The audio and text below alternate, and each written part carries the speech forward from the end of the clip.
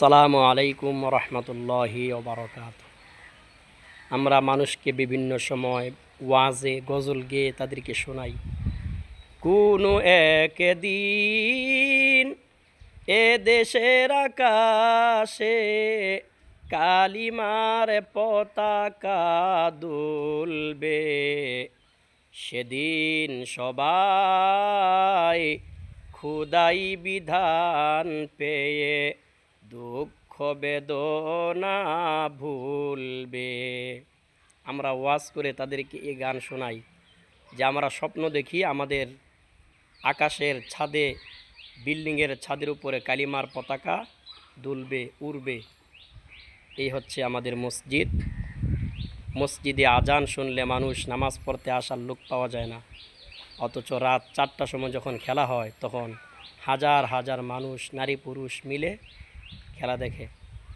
Argentina, Brazil, France, Germany, এই সমস্ত রাষ্ট্র তো মুসলমানদের নামটা পর্যন্ত সহ্য করতে পারে না, অথচ মুসলমান নিজের টাকা দিয়ে নিজের বিল্ডিংয়ের ছাদের উপরে কালিমার পতাকার পরিবর্তে বিজাতিদের পতাকা উড়াচ্ছে। আফসোস, এই মুসলমান দিয়ে কিভাবে আল্লাহর সাহায্য আশা করা যায়?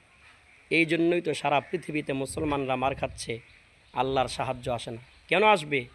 যেই মুসলমান আল্লাহর ডাকে সারা দিয়ে নামাজ পড়তে আসতে পারে না, অথচ সেই মুসলমান কোনো ডাক নাই, এলান নাই, এমনিতেই রাত নির্ঘুম থেকে, অঘুমা থেকে খেলা দেখার জন্য হাজার হাজার মানুষ রাস্তায় পাশে বসে বসে খেলা দেখে।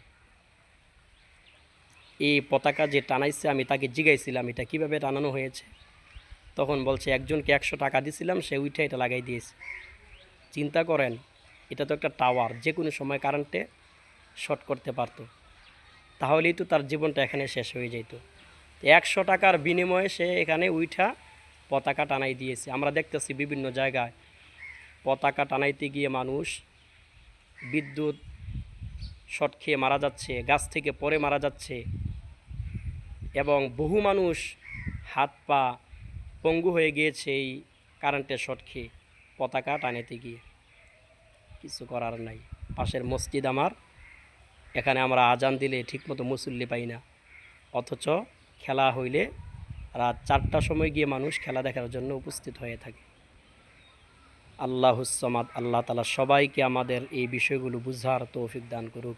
বিজাতিদের রাসূল সাল্লাল্লাহু আলাইহি ওয়াসাল্লাম বলেছেন, মান তাশাব্বাহা বিকওমিন ফাহুয়া মিনহুম। যে জাতি তাদের সাদৃশ্য অনুসরণ করবে, হাসরের ময়দানে তারা তাদের সাথেই থাকবে।